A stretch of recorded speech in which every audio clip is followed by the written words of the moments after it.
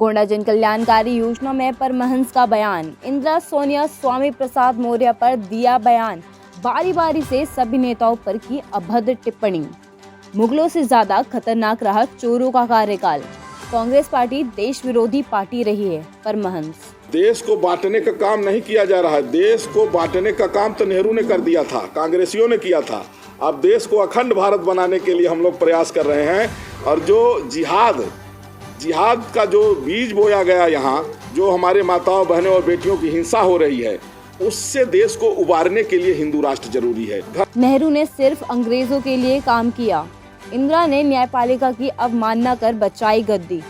सोनिया गांधी बार की डांसर। परमहंस सोनिया गांधी के चरित्र पर खड़े किए सवाल।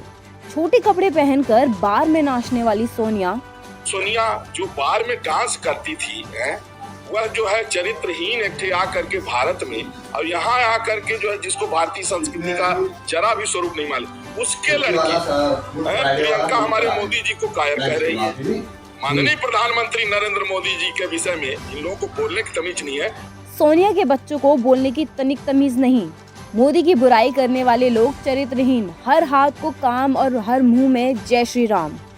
ताज होटल में हुई स्वामी प्रसाद से मुलाकात। स्वामी प्रसाद मौर्य को थोड़ा पीटा। परमहंस क्षमा मांग लेगा तो ठीक, नहीं तो कंटाप लगाएंगे। पाकिस्तान की स्थिति हो जाएगी कि वहाँ की जनता अपील करेगी कि हमको फिर से मिला लीजिए, और चीन की स्थिति हो जाएगी कि वो जहाँ अभी काबिज किया है ना, उससे जो है 100 किलोमीटर जो है पीछे खसक जाएगा अपने आप। ये हमारी ताकत है। देश को बांटने का काम नहीं किया जा रहा है। देश को बांटने का काम तो नेहरू ने कर दिया था, कांग्रेसियों ने किया था। अब देश को अखंड भारत बनाने के लिए हम लोग प्रयास कर रहे हैं। और जो जिहाद का जो बीज बोया गया यहाँ, जो हमारे माताओं बहनों और बेटियों की हिंसा हो रही है, उससे देश को उबारने के लिए हिंदू राष्ट्र जरूरी है। घर वापसी का मतलब ये होता है कि जिसके पूर्वज हिंदू थे, अगर क्रूरतावश इस्लाम कबूल कराया गया या लोभ लालच दे करके उनको ईसाई बनाया गया, तो यदि वो अपनी स्वेच्छा से अपने मूल धर्म में जो थे अगर आना चाहते हैं, उनका वेलकम किया जाएगा, स्वागत किया जाएगा। 10 करोड़ लोग घर वापसी कर रहे हैं। 10 करोड़ मुसलमान और 5 लाख ईसाई घर वापसी के लिए जो है तैयार हैं। वो कहते हैं कि हमें जो है तो जो कट्टरवादी हैं उनसे डर है, क्योंकि वो उनका कहते हैं कि वो आपको तो पहले फतवा बाद में देंगे, पहले हमारी हत्या कर देंगे। तो हम लोग उसके लिए प्रयास कर रहे हैं कि जो स्वेच्छा से घर वापसी कर रहे हैं उनकी सुरक्षा कैसे हो। आज जिनको हिंदी बोलना नहीं आता है वो मोदी जी की जो है तो डिग्री की बात कर रहे हैं।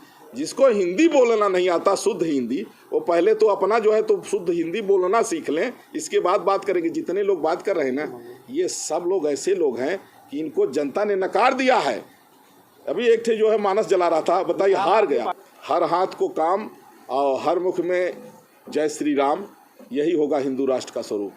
कि हर हाथ को काम मिलेगा तो बेरोजगारी खत्म हो जाएगी। हिंदू राष्ट्र बनने से काम कैसे मिलेगा? अरे हाँ, ये आप सही करें। जब हिंदू राष्ट्र बन जाएगा तो जो लोग दर्जन बच्चा पैदा कर रहे हैं वो 1-2 करेंगे। देखिए, हमारे हिंदुओं को लोग बताए छोटा परिवार सुखी परिवार मान लिए, कहे हम 2 हमारे 2, फिर कहे शेर का बच्चा 1 ही अच्छा। अब उधर जो है 1 दर्जन हो जाए, 2 दर्जन हो जाए, कभी कभी 40-50 भी हो जाते हैं। अच्छा, अब उनसे हम लोग समझाते हैं भैया इतना क्यों पैदा करें। कहते हैं भाई बच्चा तो अल्लाह की देन है।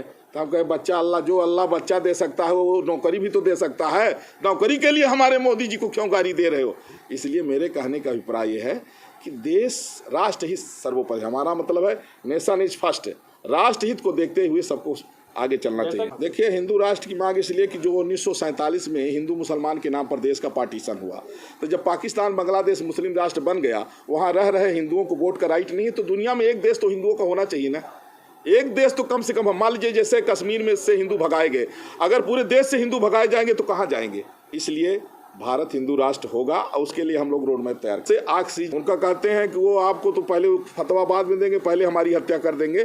तो हम लोग उसके लिए प्रयास कर रहे हैं कि जो स्वेच्छा से घर वापसी कर रहे हैं उनकी सुरक्षा कैसे हो। आज जिनको हिंदी बोलना नहीं आता है वो मोदी जी की जो है तो डिग्री की बात कर रहे हैं। जिसको हिंदी बोलना नहीं आता, शुद्ध हिंदी, वो पहले तो अपना जो है तो शुद्ध हिंदी बोलना सीख लें, इसके बाद बात करेंगे। जितने लोग बात कर रहे हैं ना, ये सब लोग ऐसे लोग हैं कि इनको जनता ने नकार दिया है। अभी एक थे जो है मानस जला रहा था, बताइए, हार गया। हर हाथ को काम और हर मुख में जय श्री राम, यही होगा हिंदू राष्ट्र का स्वरूप। कि हर हाथ को काम मिलेगा तो बेरोजगारी खत्म हो जाएगी। हिंदू राष्ट्र बनने से काम कैसे मिलेगा? अरे काम, हाँ ये आप सही करें। जब हिंदू राष्ट्र बन जाएगा तो जो लोग दर्जन बच्चा पैदा कर रहे हैं वो एक दुई करेंगे। देखिए हमारे हिंदुओं को लोग बताए छोटा परिवार सुखी परिवार मान लिए, कहे हम दो हमारे दो, फिर कहे शेर का बच्चा एक ही अच्छा। अब उधर जो है 1 दर्जन हो जाए, 2 दर्जन हो जाए, कभी कभी 40-50 भी हो जाते हैं। अच्छा अब उनसे हम लोग समझाते हैं भैया इतना क्यों पैदा करें, कहते हैं भाई बच्चा तो अल्लाह की देन है। तो हम कहे बच्चा अल्लाह, जो अल्लाह बच्चा दे सकता है वो नौकरी भी तो दे सकता है, नौकरी के लिए हमारे मोदी जी को क्यों गाली दे रहे हो।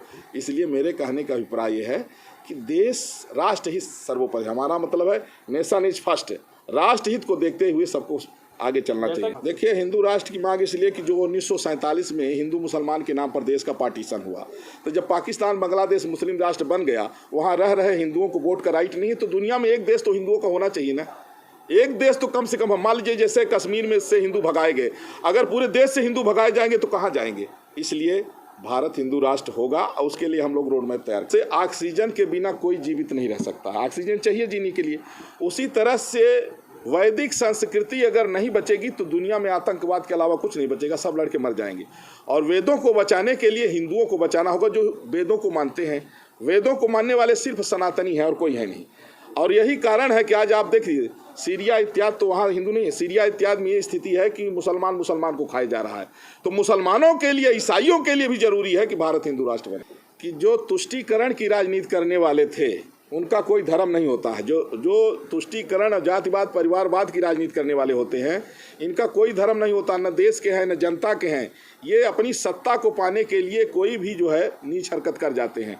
रामचरितमानस में ऐसा कहीं नहीं है। जिस चौपाइयों का जिक्र कर रहे हैं उन चौपाइयों में नारी के सम्मान के, आप समझिए कि रामचरितमानस ही एक ऐसा ग्रंथ है जहाँ देखिए एक माता पिता के आदेश पर एक बेटा है राजकुमार 14 साल जंगल में रह रहा है। आप मानस, ऐसा कोई एग्जाम्पल आप नहीं दे सकते हैं। हिंदू राष्ट्र बनने से काम कैसे मिलेगा? अरे काम, हाँ ये आप सही करें।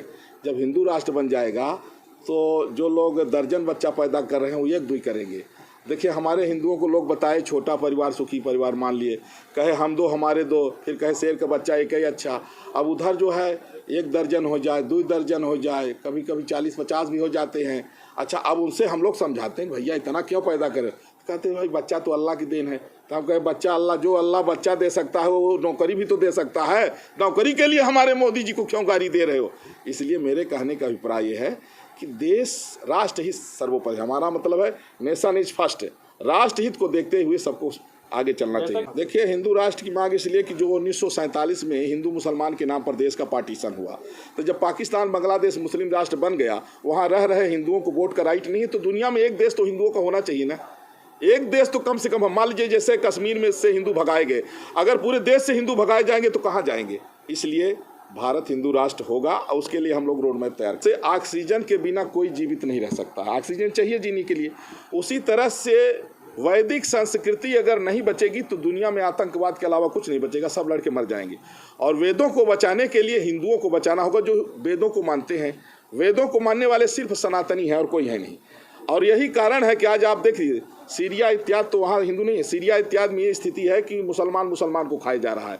तो मुसलमानों के लिए, ईसाइयों के लिए भी जरूरी है कि भारत हिंदू राष्ट्र बने। कि जो तुष्टीकरण की राजनीति करने वाले थे उनका कोई धर्म नहीं होता है। जो तुष्टीकरण, जातिवाद, परिवारवाद की राजनीति करने वाले होते हैं, इनका कोई धर्म नहीं होता, न देश के हैं न जनता के हैं। ये अपनी सत्ता को पाने के लिए कोई भी जो है नीच हरकत कर जाते हैं। रामचरितमानस में ऐसा कहीं नहीं है। जिस चौपाइयों का जिक्र कर रहे हैं उन चौपाइयों में नारी के सम्मान के, आप समझिए कि रामचरितमानस ही एक ऐसा ग्रंथ है जहाँ देखिए एक माता पिता के आदेश पर एक बेटा है राजकुमार 14 साल जंगल में रह रहा है। आप मानस, ऐसा कोई एग्जाम्पल आप नहीं दे सकते हैं। माता सबरी जो का जूठा बैर उखा रहे हैं, केवट को गले लगा रहे हैं। माने ऐसा आदर्श आपको कोई ग्रंथ, जिस कुरान में तो आपने अभी कुछ दिन पहले देखा होगा कि एक मुस्लिम समाज के अगुआ सुप्रीम कोर्ट गए थे, उन्होंने कहा कि 26 ऐसी आयतें हैं जो गैर मुसलमानों को कत्ल करने की बात करती हैं, इसके कारण मुसलमान आतंकवादी बना, इसको निकाल दिया जाए। कहने का मतलब अगर नेता है तो उस पर क्यों नहीं बात करते, क्योंकि जानते हैं कि काट दिए जाएंगे। और हिंदुओं का क्या है, बस जिसको देखो हिंदू धर्म ग्रंथों पर मजाक बनाओ। और कुछ लोगों को ये, दरअसल में सही बात आपको बता दूं, ये जो लोग ऐसा कर रहे हैं वो सिर्फ अलग से राजनीतिक पार्टी बनाने के एक अपना जो है भूमि तैयार कर रहे हैं, और ऐसा कभी संभव नहीं है।